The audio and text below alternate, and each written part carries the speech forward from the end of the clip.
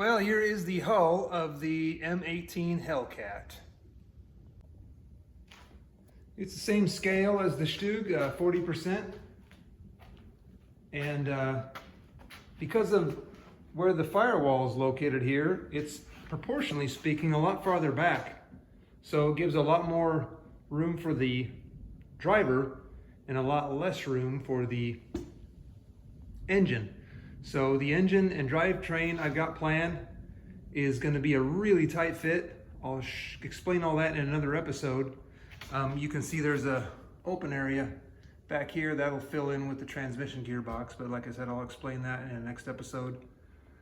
Suspension will be similar to the Stug, but a little bit different. I'll have the springs in a different direction to make the everything fit correctly in this configuration. Nice big turret.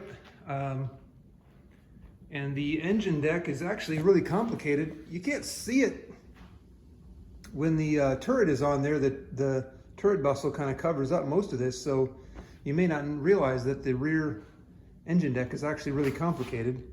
And this gets, I'll add some screening to here, and all along here there's screening that goes along here.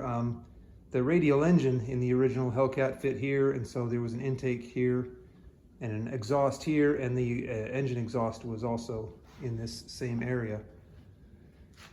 So that'll all go there. You can see here's the engine compartment open, and I've got an open floor, and the sides are open where the transmission gearboxes will kind of be part of the hull sides. So that's why there's no hole there. It's open anyway at the moment.